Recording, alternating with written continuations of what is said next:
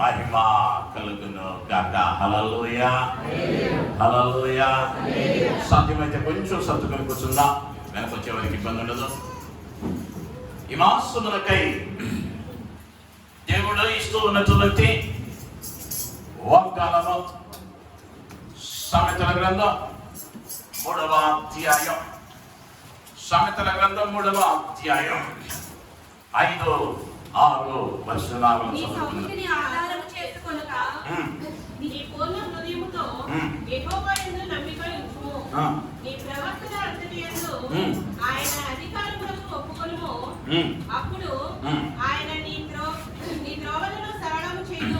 నీ త్రోవలను సరళము చేయును. అందరూ కలిసి ఆ చివరి మాట మాత్రం అప్పుడు దేవుని నామానికి మహిమ కలుగును గాక. హల్లెలూయా. ఆయన ఏం చేయబోతున్నాడయ్యా ఈ నూతన మాసములు అంటే, నీ త్రోవలను సరళము చేసే దేవునిగా ఆయన ఉండబోతూ ఉన్నాడు. సాధారణంగా ఒక ప్రయాణమై వెళ్తూ ఉన్నాం. ఈ ప్రయాణం క్షేమకరంగా ఉండాలన్నా, ఈ ప్రయాణం సజావుగా సాగాలన్నా, ఆ మార్గములో ప్రయాణము క్షేమముగా ఉండాలి. మన యొక్క భారతదేశ చరిత్ర లేదా రహదారులను ఒక్కసారి జ్ఞాపకం చేసుకుంటే, కాశ్మీర్ మొదలు కన్యాకుమారి వరకు ఉన్నటువంటి రోడ్లు ఎన్నయ్యా అంటే 66,70,100 కిలోమీటర్ల రోడ్లు భారతదేశంలో ఉన్నాయి. ఈ రోడ్లను ఎందుకు నియమించారు లేదా సిద్ధపరిచారు ఈ త్రోవలను, మార్గాలను అంటే, నీ పైన త్వరగా నువ్వు చేరాల్సిన గమ్యానికి చేరాలని. ఉదాహరణకు అనుకుందాం, నెల్లూరు ప్రాంతం వాళ్ళు ఉన్నారు, లేదా విజయవాడ ప్రాంతం వాళ్ళు ఉన్నారు. ఇప్పుడున్నటువంటి ఈ సౌకర్యంలో 3 గంటల్లో నెల్లూరు వెళ్తాం, 6-7 గంటల్లో విజయవాడ వెళ్తాం. అదే రోడ్లు లేవు అనుకో, లాంగ్ వీకెండ్ వస్తే ప్రయాణం ఉండదు, అది నడిచి వెళ్తామా లేదా ఎద్దుల బండి అనుకో, దారులు లేవు అనుకో. ఈ ప్రయాణం ఎన్ని రోజులు పట్టిందయ్యా అంటే 1-2 రోజులు పట్టింది. అంటే అసౌకర్యానికి గురి అవుతాం. అయితే నేను ప్రారంభంలో ఈ ఓఎంఆర్కి వచ్చిన కొత్తలో ఓఎంఆర్లో ఒక సంఘటన గమనించా. ఏంటయ్యా అది అంటే, మీ అందరికీ తెలుసు, షోలింగ్ నెల్లూరులో ఆ ఐటీ హబ్ పక్కనే ఒక టోల్ బూత్ ఉంటుంది. ప్రతిదినం కూడా ఉద్యోగస్తులు అక్కడికి వచ్చి వెళుతూ ఉంటారు. వీరు ప్రతిదినం ట్యాక్స్ కట్టాలి. వాళ్ళు ఒకరోజు ధర్నా చేస్తూ ఉన్నారు. ఆ యజమానుడు వచ్చాడు.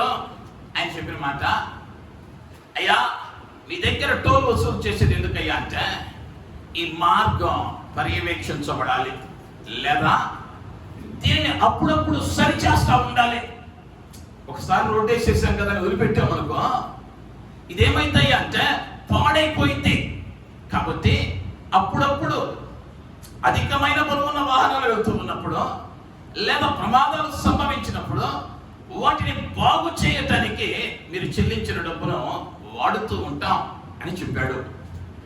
అదేవిధంగా నీ ఆత్మీయ జీవితంలో నేను రక్షించబడ్డాను, ఇక నా మార్గం నేషనల్ హైవేనే, నేషనల్ హైవే 65 120 స్పీడ్లో వెళ్తానంటే కుదరదు. దీనిలో ఏమవుతాయి అంటే, అప్పుడప్పుడు గుంటలు పడతాయి, అప్పుడప్పుడు ప్రమాదం జరిగింది, లేదా ఏదో ఒక లోపం ఆ రహదారిలో ఏర్పడే ప్రమాదం ఉన్నది.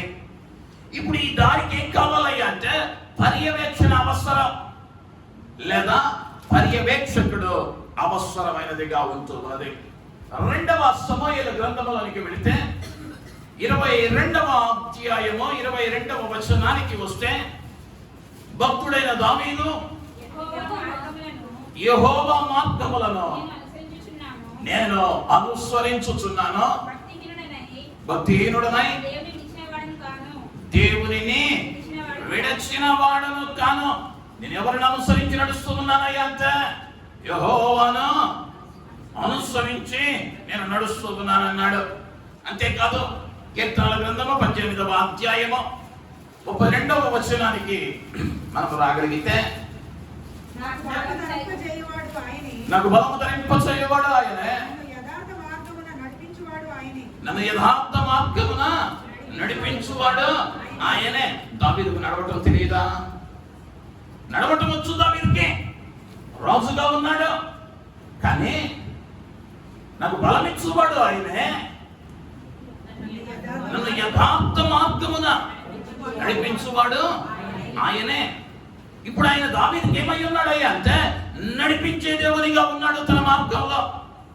అదే దేవుడు ఈ మాసములో నీకైనా నాకైనా మన జీవితం అనబడిన ప్రయాణంలో భక్తుడు అన్నాడు, ఈ జీవితం అంతా మనం బాటసారులము, యాత్రికులము. ఈ యాత్ర అనబడినటువంటి ఈ ప్రయాణంలో నీవు వెళుతూ ఉన్న త్రోవ అది పర్యవేక్షింపబడేదిగా ఉండాలి.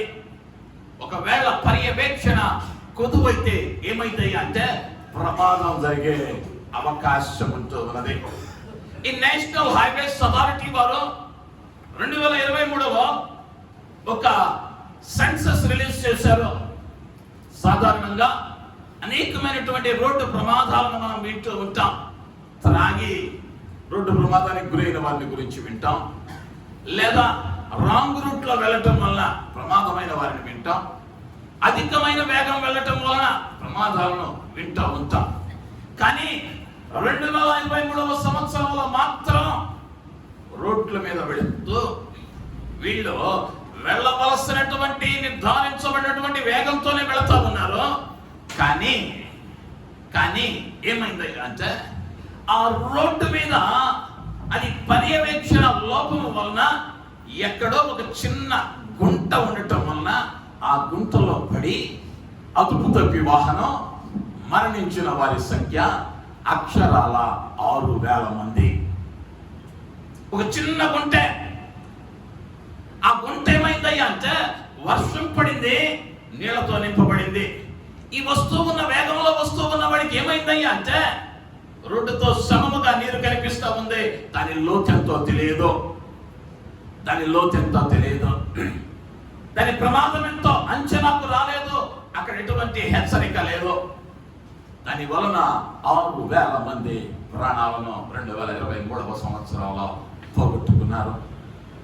ఈ దినం దేవుడు మాట్లాడుతూ ఉన్న మాట, నీ త్రోవలను సరళం చేస్తానన్నాడు.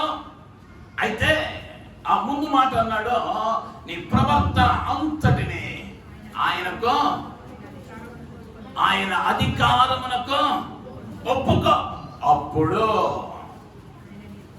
ఆయన నీ త్రోవలను సరళము చేస్తాడు. నీ ముందు ఒకవేళ ఆత్మీయ జీవితంలో వెళుతూ ఉన్నప్పుడు ఏ విధంగానైతే రహదారి మీద ఆ గుంటలో నీళ్లు నింపబడి అది కూడా దారేమో కొంచెం నీళ్ళు ఆగినాయేమోనని అదే వేగంతో వెళ్ళి అనేకులు ప్రమాదాల బారిన పడ్డారో, ఈనాడు ఆత్మీయ జీవితంలో కూడా అనేక పర్యాయాలు ఇది కూడా మామూలే అని అనుకుంటూ ఆత్మీయ జీవితంలో జారిపోయే ప్రమాదం ఉంది. నీ ప్రవర్తన అంతటిని ప్రభువుకు అప్పగించుకునే వారంగా ఉండగలిగితే నా ప్రభువు ఏం చేయబోతున్నాడు అంటే నీ త్రోవలను ఆయన సరళము చేసే దేవునిగా ఉంటూ ఉన్నాడు. హల్లెలూయా, హల్లెలూయా. ఏ విధంగా ఆయన సరళం చేయటానికి మన దారులను, మన త్రోవలను ఆయన వేటిని సరి చేస్తాడో కొన్ని కార్యాలను ఉదయ కాలం ముందుకు తీసుకొని రావాలని నేను ఆశపడుతూ ఉన్నాను. యెషయా గ్రంథము 45వ అధ్యాయం 2వ వచనం, నేను నీకు ముందుగా పోవచ్చు, మెత్తగానున్న స్థలములను సరళము చేసేదను. నేను నీకు ముందుగా పోవచ్చు, మెత్తగానున్న స్థలములను సరళము చేసేదను. మనం వేగంగా వెళ్తా ఉన్నాం అనుకుందాం. ఒక దారిలో మినిమం ఒక 60 స్పీడ్లో వెళ్తున్నాం, లేదా ఒక 80 స్పీడ్లో వెళ్తున్నాం. కొద్దిగా దూరంలో స్పీడ్ బ్రేకర్ కనిపించింది అనుకుందాం. ఇదే 80లో వెళ్తామా? వాహనం నడిపేవారు వెళ్తామా? వెళ్తే ఏమైతే వెళితే ప్రమాదం జరిగింది. ఈ వాహనం వెళ్ళవలసినటువంటి స్థితిలో కాకుండా వేరొక స్థితిలోనికి అది ఎగిరే ప్రమాదం ఉంది. ఇప్పుడు ఏం చేసిందయ్యా ఎదురొచ్చినటువంటి మెట్ట ఎత్తు అంటే నీ వేగాన్ని ఆపింది. ఒకవేళ ఆ వేగానికి తగ్గట్టు నువ్వు ఆగలేకపోతే, చూసుకోలేకపోతే అనేక పర్యాయాలు ప్రమాదాల బారిన పడతాం. ఇప్పుడు ప్రభు అంటా ఉన్నాడు ఈ మాసంలో, నీ ముందుగా ఉన్నటువంటి మెట్ట అనబడుతూ ఉన్నటువంటి పరిస్థితుల్లో నీ ఎదుగుదల ఏ వేగంతోనైతే వెళుతూ ఉన్నావో, ఎంతగానైతే ఆశీర్వదింపబడుతూ ఉన్నావో, ఇదిగో ఆశీర్వాదం వచ్చేసింది, ఇక నా జీవితం స్థిరపడింది అనే కొనే లోపు స్పీడ్ బ్రేకర్ లాంటి సమస్య ఎదురు నిలవబడుతుందేమో. వేగంగా వెళ్దాం అనుకునే లోపు స్పీడ్ బ్రేకర్ వచ్చినట్లుగా ఆశీర్వాదం వచ్చేసింది, ఇక జీవితం బాగుంటుంది అని అనుకునే లోపు స్పీడ్ బ్రేకర్ లాంటి లేదా మెట్ట వంటి ఆ పరిస్థితి వస్తా ఉన్నదేమో.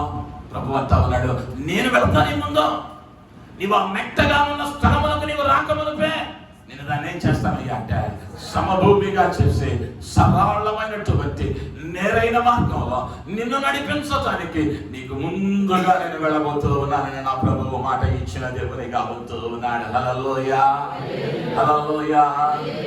మీరు అనేక మంది హిల్ స్టేషన్స్ కు వెళ్ళి ఉంటారు. సాధారణంగా మనం ఇక్కడ నడిపినట్లుగా వాహనం నడపడానికి అక్కడ అవకాశం లేదు. అదే ప్రాంతమయ్యా అంటే పర్వత ప్రాంతమో లేదా మెట్ట ప్రాంతమో, పర్వత ప్రాంతమో లేదా మెట్ట ప్రాంతమో. ఊటీ, కొడైకెనాల్ ప్రాంతాలకు వెళ్ళినప్పుడు ఆ కొండ మీదకు వెళుతూ ఉంటే అక్కడ హ్యాపిన్ బెండ్ అని రాస్తాడు. అంటే ఇక్కడ ఈ తలలో పెట్టుకునేటువంటి ఆ పిన్ను వంటి వంపు ఉంది అని అర్థం.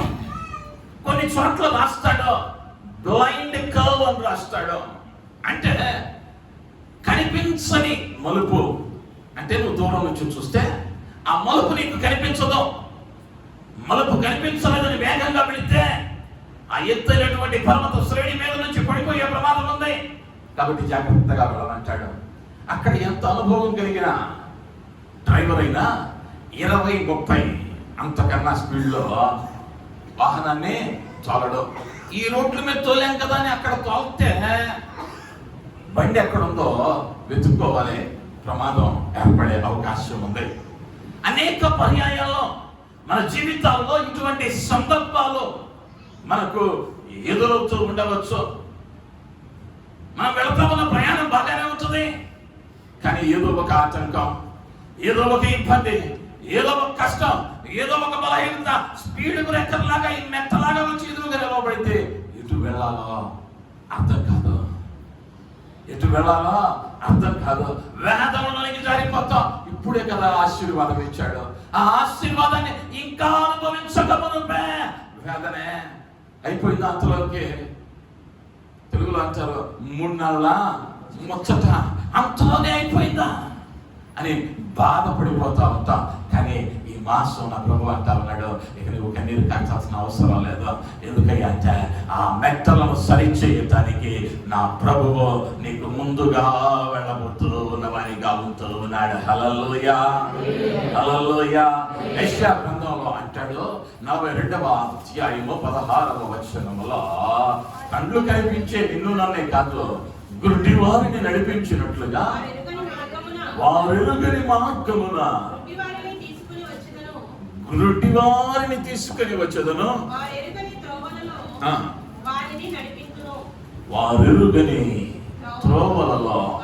వారిని నడిపించును. నా మట్టుకు నేనైతే అంటాను, మన జీవిత ప్రయాణంలో నువ్వు నేను ఎవరమయ్యా అంటే గ్రుడ్డివారమో మనం రేపు ఏ మార్గాన పోవాలో తెలియదు. ఎందుకు ఈ మాటలు అంటూ ఉన్నారయ్యా అంటే యాకోబు పత్రికలో స్పష్టంగా చెబుతాడు ఆ మాట. 4వ అధ్యాయంలోనికి వెళితే 13 నుండి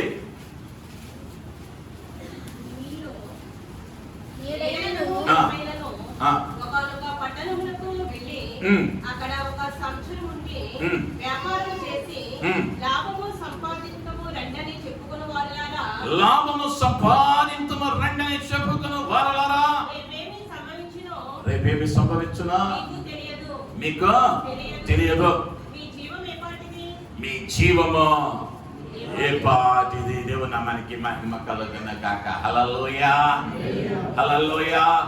రేపేమి సంభవించునో నీకు తెలియదు. రేపేం జరిగిందో తెలియదు. వీడేమంటున్నాడు అంటే ముందు వచ్చిన వాళ్ళు 1 సంవత్సరం పాటు ఆ ప్రాంతానికి వెళ్ళి ఆ దేశానికి వెళ్ళి వ్యాపారం చేసి లాభము సంపాదించుకుందామని. రేపేం దొరుకుతుందో తెలియలా, సంవత్సరం తర్వాత వేసాడు. అనేక పర్యాయాలు మనం అనుకుంటా ఉంటాం మన దగ్గర ఉన్నదాన్ని బట్టి జీవితం సుఖంగా సాగిద్దేమో అని అనుకుంటూ ఉంటాం. లేదా మన దగ్గర ఉన్నదాన్ని బట్టి ఆశీర్వాదకరంగా గడిపేయొచ్చని మన ప్రవర్తనను ఆయనకు అప్పగించుకోకుండా కొన్ని పర్యాయాల్లో నిర్లక్ష్యం వహిస్తూ ఉన్నామేమో. ఈ మాసం నీకున్నది ఏది కూడా నీకు అక్కడకు రాదు అన్న విషయాన్ని నేను జ్ఞాపకం చేస్తూ ఉన్నాను. ఆయనకు గనక నీ ప్రవర్తనను అప్పగించకపోతే నీకున్న ధనం నిన్ను కాపాడలేదు. నీ మార్గంలో ఎదురయ్యే మెట్టలను నీ ధనం అది సహాయం చేయదు. నీకున్న ఆరోగ్యం సహాయం చేయదు. నీకున్న బలం సహాయం చేయదు. నీకున్న మంది మార్బలం నీకు సహాయం చేయదు. నీకున్న అధికారం పలుకుబడి అక్కడకు రావు. అయితే నీ మార్గాన్ని నా ప్రభువుకి అప్పగిస్తే ఆయన మెట్టలను సమముగా చేస్తే ఏమంతా ఉన్నాడయ్యా అక్కడ అంటే గుడ్డి వారిని నడిపించినట్లుగా. రేపేమి సంభవించిందో తెలియదు కాబట్టి ప్రతి దినం ఏం చేయాలి అంటే నీ మార్గాన్ని ఆయనకు అప్పగించాలి. అలా కాకుండా బైబిల్ గ్రంథంలో ఒక ఆయన అనుకున్నాడు, నా దగ్గర ధనం ఉంది కదా, కొట్లు కట్టించుకుంటాను, గోదాములు కట్టించుకుంటాను, జీవిత కాలం అంతా తిని త్రాగి సుఖిస్తానన్నాడు. వాడి నా ప్రభు అన్నాడు, వేరేవాడా ఈ సమయం అయిపోయింది, ఇక రా అన్నాడు. వాడు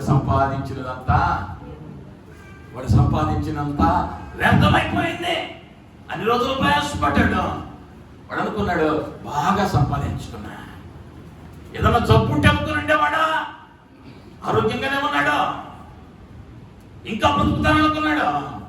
కానీ ఎప్పుడైతే వారిని వాడు నమ్ముకున్నాడో ప్రభు అన్నాడు, వెర్రివాడా ఈ రాత్రి నీ ప్రాణం అడిగితే నువ్వు సంపాదించినదే ఎవరిదన్నా మరణించాడు, పాతాళములో అలమటించాడు. అదే సందర్భంలో ఆదికాండములో 24వ అధ్యాయములో ఒక గొప్ప వ్యక్తి కనిపిస్తాడు. అతని పేరు ఎలియాజరు. అతని యజమానుడైనటువంటి అబ్రహాము ఒక దినమున పిలిచి వాని చెయ్యిని అబ్రహాము తొడ కింద పెట్టుకుని, నా కుమారుడికి నా దేశం నుండి ఎవరినైనా ఒక స్త్రీని నా కుమారునికి భార్యగా తెమ్మని ప్రమాణం చేయించుకొని పంపుతూ ఉన్నాడు. పంపుతూ ఉన్నప్పుడు ఒట్టి చేతులతో పంపలా, 10 ఒంటెలను ఇచ్చాడు ప్రయాణానికి అనుకూలంగా ఉండడానికి. సహాయం చేయడానికి అనేక మంది పని వారిని ఇచ్చాడు. అయితే దారి ఖర్చుల కోసం పైకం ఇచ్చాడు. వాడుకోవడానికి ధనం అయిపోతే బంగారాన్ని వెండిని ఇచ్చాడు.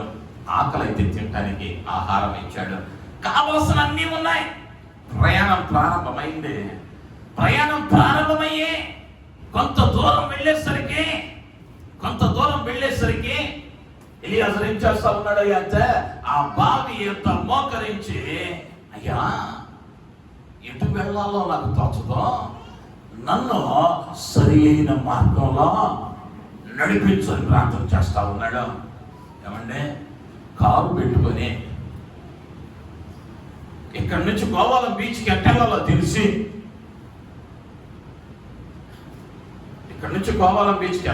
తెలిసి, పక్కన ఉన్నాడు. పొరపాటున ఎలా వెళ్ళాలి బ్రదర్ అన్నావు అనుకో, ఏమంటాడు? బుద్ధి ఉందా లేదంటయ్యా, మొన్న వెళ్ళొచ్చావుగా, మొన్న వెళ్ళొచ్చావుగా. కానీ జ్ఞానం కలిగిన వాడు ఏం చేస్తాడయ్యా అంటే, దేవా నా మార్గాన్ని క్షేమాన్ని దయచేయి, నా మార్గమును క్షేమము దయచేయమని వాడు ప్రార్థించాలి. ఎలియాజరు చేస్తున్న పని అదే. ప్రభువుకు విజ్ఞాపన చేశాడు. ఫలితంగా ఏమైందయ్యా అంటే, నా యజమానుడైన అబ్రహాం దేవుడు నా ప్రయాణాన్ని ఏం చేశాడయ్యా అంటే సఫలము చేశాడని సాక్ష్యం ఇస్తూ ఉన్నవాని గాలుతూ ఉన్నాడు. అనేక పర్యాయాలు మనం ఏం చేస్తా ఉన్నామయ్యా అంటే, మనకుంది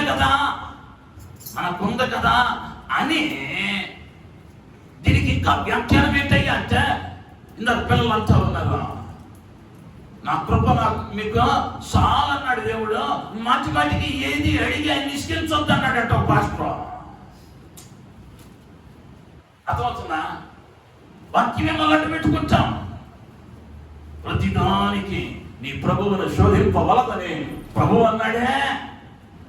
వీడికి ప్రార్థన చేయడానికి టైం లేదు, వీడికి ప్రార్థన చేయడానికి మోకాళ్ళు అక్కట్లేదు. దీనికి ప్రభువు మాదిరి.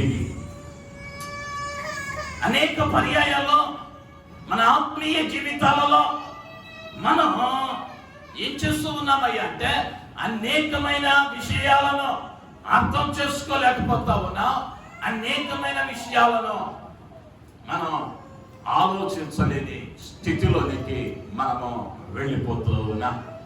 దేవుడు అంటా ఉన్నాడు, వెళుతూ ఉన్న మార్గంలో ఎదురవుతూ ఉన్నటువంటి మెట్టలను మీకు ముందుగా నేను వెళ్ళి వాటిని సవాలు చేస్తాను.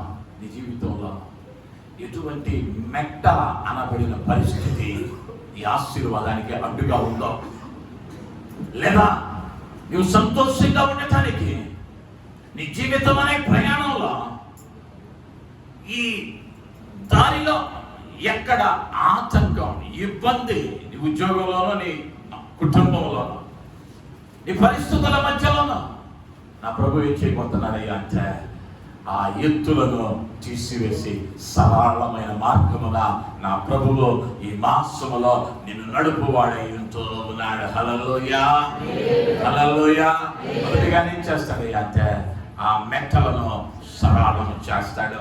రెండవదిగా ఏం చేస్తాడయ్యా అంటే, సామెతల గ్రంథం 3వ అధ్యాయం 6వ వచనం, నీ ప్రవర్తన అంతటి యందు ఆయన అధికారమునకు ఒప్పుకొనుము, అప్పుడు ఆయన నీ త్రోవలను సరళము చేయును.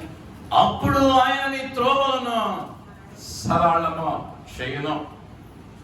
గ్రీకు భాష నుంచి తర్జుమా చేయబడినటువంటి యాంప్లిఫైడ్ బైబిల్ అనేటువంటి బైబిల్లో తెలుగులో చాలా సులువుగా చెప్పిన మాట, నీ మార్గములను ఆయన సరళము చేయును. కానీ ఆ యాంప్లిఫైడ్ బైబిల్లో అన్నాడు, and he will make your path straight and smooth, removing obstacles that blocks your way. నీ మార్గాన్ని ఆటంకపరుస్తూ ఉన్నటువంటి అడ్డులను తొలగించి నీ మార్గాన్ని దానిని తిన్ననిదిగాను మృదువైనదిగాను ఆయన మారుస్తాడు. నువ్వు వెళుతున్న మార్గంలో నీ మార్గాన్ని ఆటంకపరుస్తూ కొన్ని అడ్డంకులు చేస్తూ ఉంటాయి. అది అప్పటి వరకు సాగినటువంటి ఆ మృదువైన ప్రయాణాన్ని, సున్నితమైన ప్రయాణాన్ని 8 గంటల ప్రయాణం చేస్తా ఉన్నాం. ఎక్కడో 2 ఆటంకాలు వచ్చాయి, కానీ ఈ 7 గంటల ప్రయాణం గుర్తుండదు. ఈ 7 గంటల సంతోషాన్ని ఏం పాడు చేసిందయ్యా అంటే, ఈ 10 నిమిషాలు జరిగిందే చిన్న అడ్డంకం. వెళ్తా ఉన్నా పంక్చర్ అయిందనుకో, అప్పుడు దాకా 7 గంటల ఏసీలో కూర్చున్నావు ఒక కార్లో, మిట్ట మధ్యాహ్నం 10 నిమిషాలు ఆ ఎండలో కూర్చునేసరికి అమ్మో ఏంది కష్టం అనుకుంటాం. నువ్వు నుంచుంది ఎంత ప్రయాణం మొత్తంలో 10 నిమిషాల్లో. కానీ ఆ ఆటంకం ఏమైందయ్యా అంటే, నీ ప్రయాణం అంతటిని బాధించింది.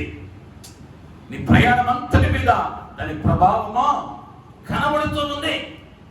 అనేక పర్యాయాలు మనం వెళతా ఉన్నాం అని అనుకుంటాం, అంత బాగుందనుకుంటాం.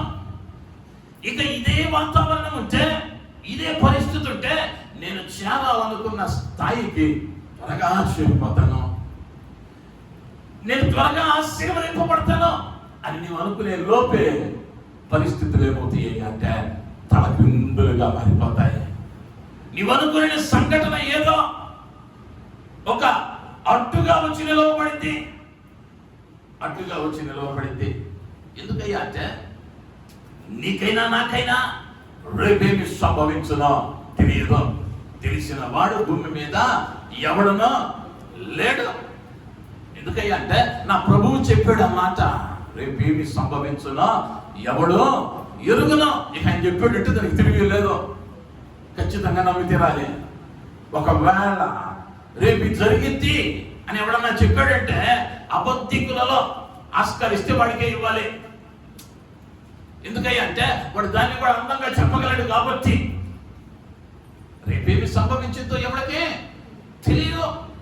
అయితే నీ ప్రయాణంలో ఎదురవుతూ ఉన్నటువంటి ఈ అకస్మాత్తుగా సంభవిస్తూ ఉన్నటువంటి ఆటంకాలను కూడా ఆయన ఏం చేస్తానన్నాడయ్యా అంటే తొలగించి నిన్ను మృదువైన మార్గంలో నడిపిస్తానని మాట ఇస్తూ ఉన్నాడు.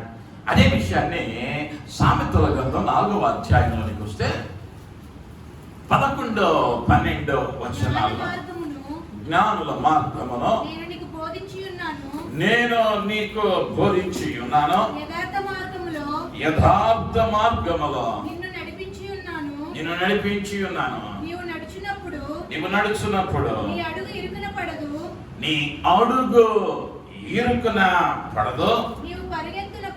నీవు పరిగెత్తునప్పుడు నీ పాదము తొట్టిల్లదు. ఆయన నిన్ను ఏ మార్గంలో నడిపించబోతున్నాడయ్యా అంటే నీకు ముందుగా ఆయనను నువ్వు పెట్టుకుంటే, లేదా నీ మార్గమును ఆయనకు అప్పగించుకుంటే యథార్థమైన మార్గమును నిన్ను నడిపిస్తాడు. నీవు పరిగెడుతూ ఉన్నా నీకు ప్రమాదం సంభవించదు, నీ కాలు సిగ్గుపడదు. నీవు నడుచున్నప్పుడు నీ అడుగులో ఇరుకున పడవు. మీ ఇల్లు మీకు తెలుసుగా, మీ ఇంటి అడ్రస్ మీకు తెలుసా లేదా? అమ్మా అమ్మయ్యా మర్చిపోయా, అలా తెలియదు అంటారేమో. మీ ఇంటి అడ్రస్ తెలుసుగా, ఎలా వెళ్ళాలో తెలుసు. ఈరోజు మీ ఏరియాకి వెళ్ళిన తర్వాత రోజు తిరిగే రోడ్డే కదా, రోజు కళ్ళు మూసుకెళ్ళి చూడు, మీ అపార్ట్మెంట్లోకి వెళ్ళి గేట్ దాకా రోడ్డు మీద అంటే వాహనాలు వస్తాయి అనుకుంటాం. ఆ కాంపౌండ్లోకి ఎంటర్ అయినాక రోజుకి 4 సార్లు ఎక్కి దిగాక మన అపార్ట్మెంట్ ఏ బటన్ ఎక్కడ ఉంటుందో తెలుసుగా. కళ్ళు మూసుకొని ఒకసారి ప్రయత్నం చేసి చూడు, ఎక్కడ ఏది ఉంటుందో కూడా చెప్పగలవు. కానీ ఏంటయ్యా అనుమానం అంటే నువ్వు వచ్చేటప్పుడు ఎలా ఉందో వెళ్ళేటప్పుడు అలా ఉంటుందో అన్న గ్యారెంటీ లేదు. వచ్చేటప్పుడు మన ఇంటి పరిసరాల్లో వాహనాలు ఎవరు పెట్టలా, కానీ ఇప్పుడు వెళ్ళేసరికి ఎవడో ఒకడు వాహనం పెట్టుంటాడు, లేదా అతను ఒక వస్తువు పెట్టుంటాడు.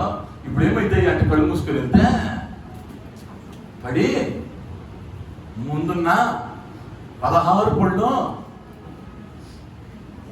రాస్తాయి. సమస్య లేదు దానిలో. మాస్టర్ గారు చెప్పాడు కదా, ఒకసారి ట్రైల్ వేద్దామని, చీమాకట్లే ఎంతవరకు వెళ్ళగలమని, మళ్ళీ డాక్టర్కి డబ్బులు కట్టాలి అంటే. ఆయన అంటా ఉన్నాడు, నీ అడుగులో సాయపడవు, నువ్వు ఇరుక్కున పడవు. నువ్వు వెళుతున్నటువంటి ఈ జీవిత ప్రయాణంలో నిన్న ఒక కార్యంలో ఏ విధంగానైతే జరిగిందో ఈరోజు అలానే జరగదు. అర్థమవుతుందని చెప్పేది. నిన్న ప్రక్కమానికి ఒక సమస్య వస్తే వాడు దానికి పరిష్కారాన్ని ఎలా పొందుకున్నాడో అదే రీతిగా నీ విషయంలో ఉండదు. అదే ప్రయత్నం నువ్వు చేస్తే విఫలమయ్యే ప్రయత్నం ఉంది. ఎందుకయ్యా అంటే అనేక విషయాలు దానికి జోడింపబడతాయి. లేదా నీకున్నది ఏది కూడా నీకు అక్కరకు రాదు. నీకున్నది ఏది కూడా అక్కరకు రాదు. పరిస్థితులు ఎలా ఉంటాయి అంటే, ఈరోజు నీకు అన్నీ ఉన్నట్లుగా ఉంటాయి. అన్నీ ఉన్నాయి కదా అని నీ దేవుడైన యెహోవాను మరచిపోతే పరిస్థితులు ఏమవుతాయి అంటే తారుమారవుతాయి. దానికి చక్కని ఉదాహరణ ఎవరయ్యా అంటే అమ్మగారు హాగరు. ఇంట్లో పని చేసుకోవడానికి తెచ్చింది శారా. పనిగత్తెను, పని మనిషిని దేవుడు ఆశీర్వదించాడు, యజమానురాలుగా మార్చాడు. యజమానురాలుగా మారిస్తే ఇప్పుడు దేవుడు ఇచ్చినటువంటి అంతస్తును బట్టి ఏం చేయాలి అంటే తన యజమానురాలకి లోబడి వాక్యానుసారంగా అణిగి మణిగి ఉండాలి. ఇప్పుడు ఏమైందయ్యా అంటే ఒక బిడ్డను కనేసరికి కళ్ళు ఎత్తికెక్కినాయి. తన యజమానురాలను ఏమంటుందయ్యా అంటే అపహాస్యస్తుంది, తక్కువగా మాట్లాడింది. తెల్లారితే దేవుడు ఏం చేశాడయ్యా అంటే అబ్రహామును పంపి, అబ్రహామా ఆస్తిపాస్తులు ఏం పంచమాకు, శారాకి ఇచ్చాడు ఆస్తి, మరి ఒక భార్యకి ఇచ్చాడు. కానీ ఏమికి ఇచ్చింది ఏందయ్యా అంటే ఒక వాటర్ బాటిల్ ఇచ్చి 4 రొట్టె ముక్కలు ఇచ్చి ఇక చాలు. అడుగుతుంది హాగరు, అయ్యా ఎక్కడికి వెళ్ళమంటావు? ఎడకో సడుగుపో, నాకు తెలియదు. ఎక్కడికి వెళ్తావా నాకు తెలియదు. నిన్నటి దాకా హాగరు పరిస్థితి ఏంటయ్యా అంటే ఆహారం అంటే వండి వడ్డించేటువంటి 1000 మంది పరివారు కలిగినటువంటి స్త్రీ. ఈరోజు ఏందయ్యా అంటే సొంత కుమారుడికి కుక్కెడు నీళ్లు పోయలేక, వారి దాహము తీర్చలేక, వాడు వేడుస్తూ ఉన్నటువంటి ఏడుపును వినలేక, పొదలో పడవేసి దూరం నుంచి వారి మరణాన్ని చూడలేక కన్నీరు కాలుస్తూ ఉంది ఎడారిలో. నిన్నేంటయ్యా అంటే ద్రాక్షారసం, మాంసాలు, పలు రకాలైనటువంటి మంటల మధ్య, విందుల మధ్య తొలతొగిన స్త్రీయే. కానీ ఎప్పుడైతే దేవుని మాటకు లోబడలేదో, దేవుని ఆజ్ఞలు అతిక్రమించిందో, తన పైవానిని తక్కువనిగా చూసిందో, తనకున్నటువంటి దానిని బట్టి ప్లాట్ఫామ్ అయిపోయింది. ఇప్పుడు మొత్తాన్ని తీసేశాడు దేవుడు. ఇప్పుడైనా ఆగరం చేస్తుందయ్యా అంటే అయ్యా నన్ను కరుణించు, చూడలేకపోతున్నానని కన్నీరు కారిస్తే ఈ ఎడారిలో కూడా నా ప్రభు ఏం చేశాడయ్యా అంటే సెలయేటిని నీటి ఓటను కలగ చేసి ఆమె దాహాన్ని తీర్చాడు, తన బిడ్డను బ్రతికించాడు. నేటికి ఆ సంతానము బహు ఆశీర్వదింపబడిన సంతానంగా ప్రపంచ చరిత్రలో నిలువబడింది. కారణం తప్పిపోయినా తన మార్గాన్ని ఏం చేస్తున్నాయి అంటే తిరిగి ఆయనకు అప్పగించింది. తన ప్రవర్తనను ఆయనకు అప్పగించింది.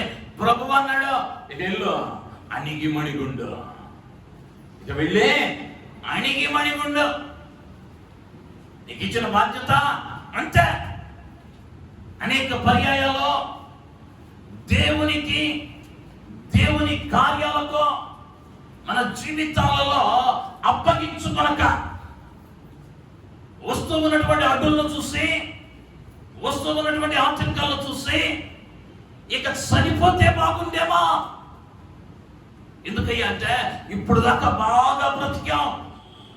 మీరు గమనిస్తూ ఉంటే పేపర్లలో, వార్తలలో అనేకమైనటువంటి కుటుంబాలుగా చనిపోతా ఉన్నారు ఈ మధ్య కాలంలో. మరీ దారుణం ఏంటయ్యా అంటే చంటి బిడ్డలో ఊహ కూడా తెలియదు పాపం వాళ్ళకి. వారిని కూడా అతి దారుణంగా వారు తినేటువంటి, ఇష్టంగా తినేటువంటి వాటిలో విష పదార్థాలను పెట్టి కని పెంచిన తల్లిదండ్రులు చంపేస్తా ఉన్నారు. కారణం ఏంటయ్యా అంటే భయం. రేపు ఎలా పడబోయిద్దో, అప్పుల్లో ఉన్నా, ఇబ్బందుల్లో ఉన్నా, ఏం తెలియలేదయ్యా వీళ్ళకి అంటే ఎటు వెళ్ళాలో తెలియలా. కానీ దేవుని ఎరిగిన నీకు ఆ బాధ లేదు. ఎందుకయ్యా అంటే నీకంటే ముందు నా ప్రభు వెళ్ళబోతా ఉన్నాడు.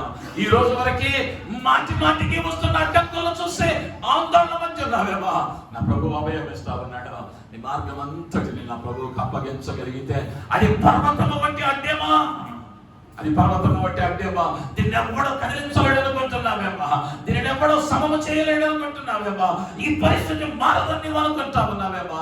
నా ప్రభువుకు అసాధ్యమైనది ఏది లేదు, ఏది లేదు. నీ ప్రవర్తనను ఆయనకు అప్పగించుకోవడానికి ప్రయత్నించు.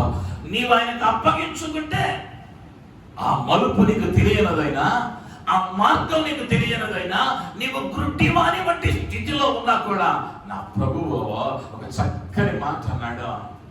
ఒక పాట ఉంది, నడిపిస్తాడు నా దేవుడు శ్రమలోనైనా నన్ను విడువడు, నడిపిస్తాడు నా దేవుడు శ్రమలోనైనా నన్ను విడువడు, అడుగులు తడబడినా అలసట పడినా, అడుగులు తడబడినా అలసట పడినా, చేయి పట్టి వెన్ను తట్టి చక్కని ఆలోచన చెప్పి, చేయి పట్టి వెన్ను తట్టి చక్కని ఆలోచన చెప్పి, నడిపిస్తాడు నా దేవుడు శ్రమలోనైనా నన్ను విడువడు.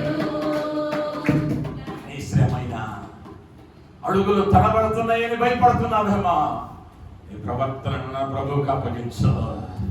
చక్కని ఆలోచన చెప్పి చేరవలసిన గమ్యం చేరేంత వరకు నా ప్రభు చేయబోతున్నాడయ్యా అంటే నిన్ను చేయి పట్టుకొని నడిపిస్తాడు. చేయి పట్టుకొని చక్కని ఆలోచన చెబుతాడు. నువ్వు నేను పట్టుకున్నావు అనుకో, నువ్వు నేను పట్టుకుంటే ఎప్పుడైనా విడిచిపెడతామేమో, ఆయన పట్టుకుంటే నువ్వు చేరవలసిన గమ్యం చేరేంత వరకు నా ప్రభు ఏం చేయడయ్యా అంటే నిన్ను విడువడు, నిన్ను ఎడబాయడు.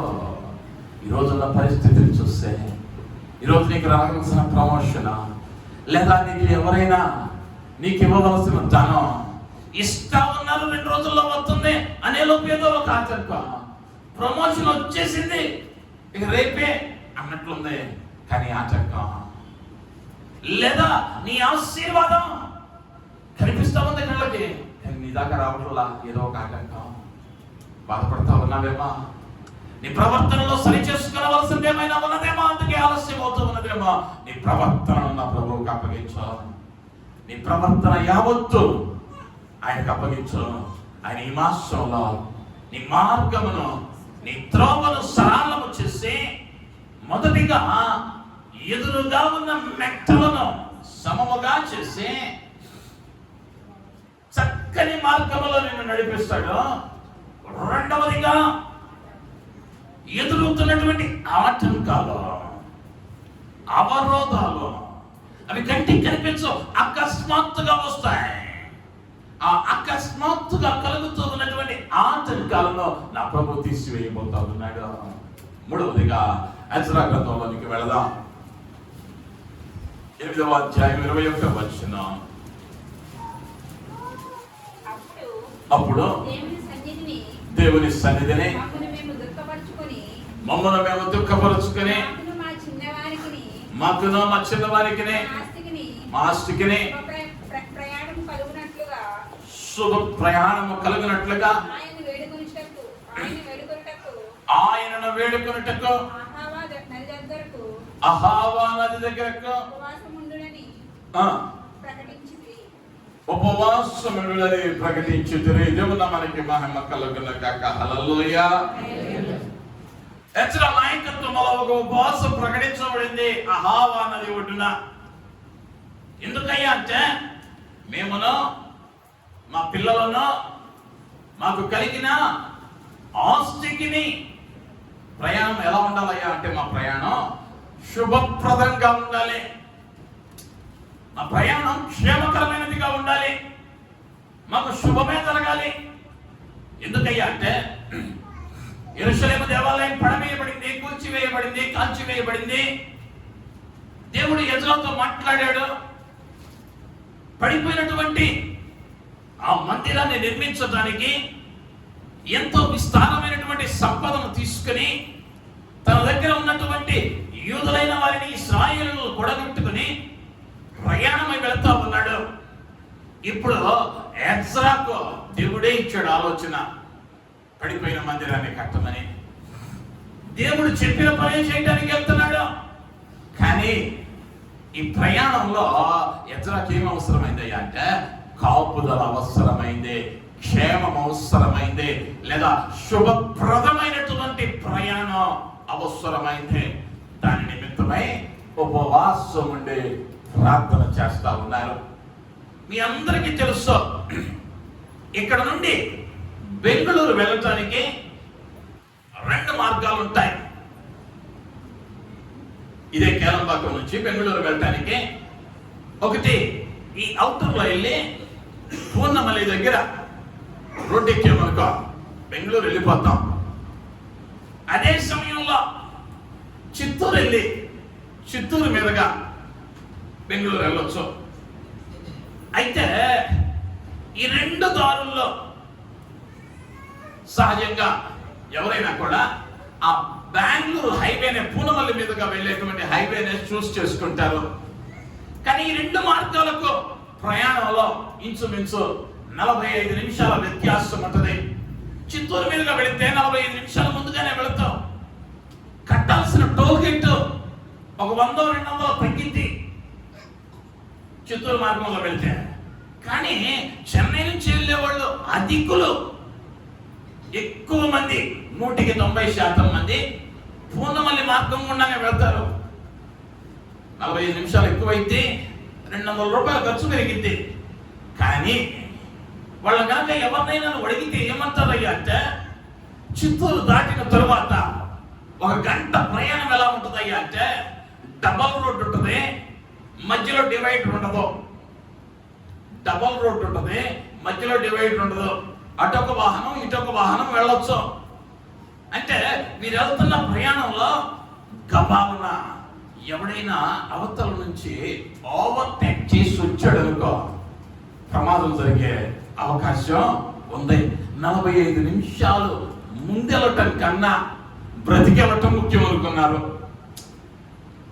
45 నిమిషాలు ముందెళ్ళటం కన్నా బ్రతికెళ్తే చాలు. ఈ రోడ్ అయితే 4 లైన్ ఉంటుంది. ఈ లైన్లో కాకపోతే పక్క లైన్లో వెళ్ళొచ్చు. ఎదురెవడో రాడు, మధ్యలో ఆ యొక్క గోడలు నిర్మించబడి ఉంటాయి, డివైడర్లు ఉంటాయి. కాబట్టి ప్రయాణం ఎలా ఉంటుంది అంటే సురక్షితంగా ఉంటుంది, క్షేమంగా ఉంటుంది, ఏ అపాయం రాదు. ఇప్పుడు ఈ ఎజ్రాకు కూడా ఏం ప్రార్థన అయ్యా అంటే మా ప్రయాణము శుభప్రదం కావాలి. ఎందుకయ్యా అంటే ఈ యెరూషలేము దేవాలయము కట్టబడదని చాలా మంది శత్రువులు పొంచి ఉన్నారు, చాలా మంది పని చేస్తా ఉన్నారు. అదే విధంగా నీ జీవిత ప్రయాణం కూడా అది శుభప్రదము కాకూడదని నిత్యము పోరాడేటువంటి అపవాది ఒకడున్నాడు. వాడు నిత్యము నీ ప్రయాణంలో ఒక చేదు అనుభవాన్ని నిలపాలని ప్రయత్నిస్తూ ఉంటాడు. అయితే మీరు ఏం చేస్తారయ్యా అంటే ఉపవాసం ఉన్నారు, ప్రార్థన చేశారు. దాని వలన ఏం జరిగిందయ్యా అంటే 31వ వచనానికి వచ్చేసరికి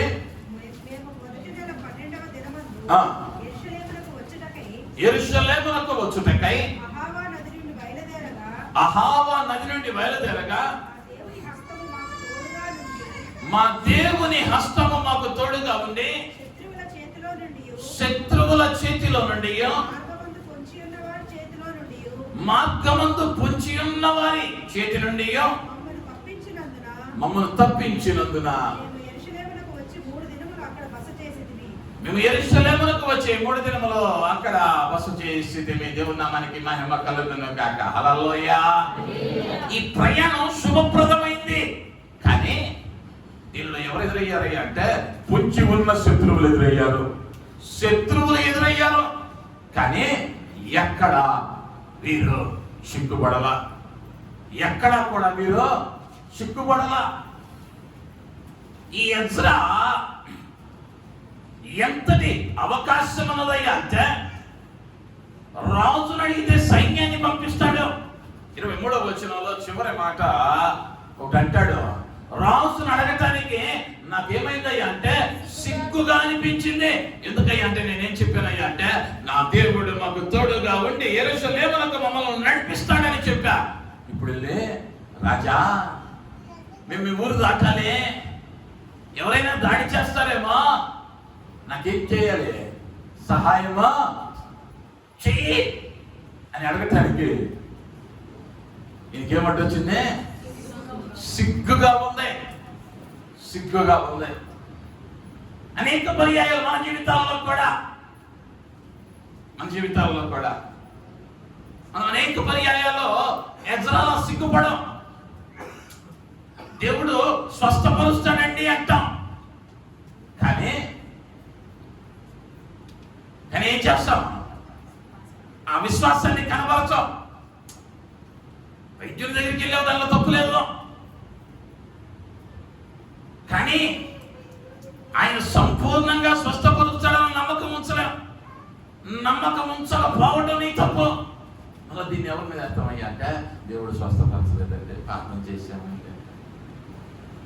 అనేక పర్యాయాలు మనం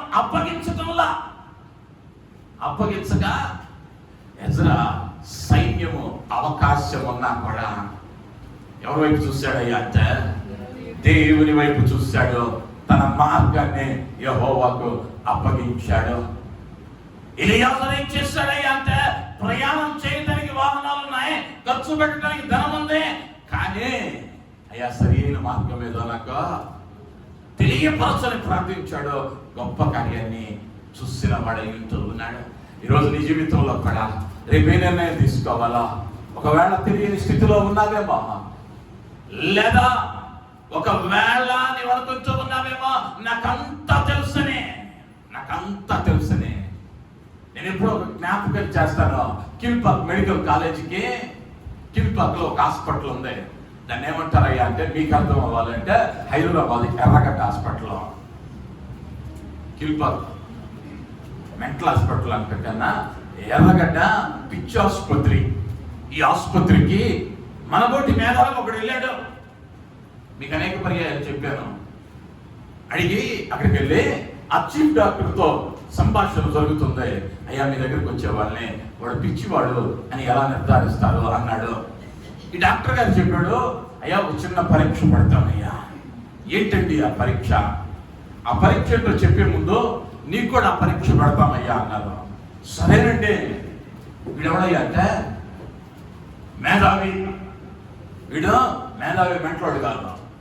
కాబట్టి వీడు అనుకున్నాడు, మందే ఉందలే, మనకు అన్నీ తెలుసు అనుకునే సిద్ధం అన్నాడు. ముందుగానే చెబుతున్నానండి, ఒకవేళ కనుక మీరు ఫెయిల్ అయితే మీరు వద్దన్నా కూడా చేతులతో కట్టేస్తాం మంచానికి. పిచ్చోడిని చేతులతో మంచానికి కట్టేస్తారు. ఒప్పుకున్నాడు పాపం, ఎందుకంటే మేధావి కాబట్టి, అంతా తెలిసిన వాడు కాబట్టి. ఇప్పుడు ఆయన ఒక బాత్ టబ్ దగ్గరికి తీసుకెళ్లారు. ఒక స్పూన్ ఇచ్చాడు, ఒక గ్లాస్ ఇచ్చాడు, ఒక జగ్ ఇచ్చాడు. ఏమిచ్చాడు? ఒక స్పూను, ఒక గ్లాసు, ఒక జగ్ ఇచ్చాడు. ఇచ్చి అయ్యా ఎలాగో ఈ బాత్ టబ్లో నీళ్లు తొందరగా పోగొడతావు అన్నాడు. అక్కడ నువ్వు ఉన్నావు అనుకో, ఏం చెబుతావు? మా గట్టిగా చెప్పండి. చాలా మంది ఉన్నారు హాస్పిటల్కి వెళ్ళాల్సిన వాళ్ళు. ఎందుకయ్యా అంటే స్పూన్ అక్కర్లా, గ్లాస్ అక్కర్లా, జగ్ అక్కర్లా, దాని కింద ఒక రంధ్రం ఉంటుంది. దానికి ఉన్న అడ్డును తీసేస్తే నువ్వు కష్టపడకుండా నీళ్లు పోతాయి. మేధావి అయితే ఏం చేయాలి? ఏంటి జ్ఞానం ఉన్నాడు, కింద ఉన్నటువంటి అడ్డును తీసేయాలి. ఈయన అన్నాడు, ఇదే పరీక్షగా ఆ జగ్గి తోడేస్తాను అన్నాడు.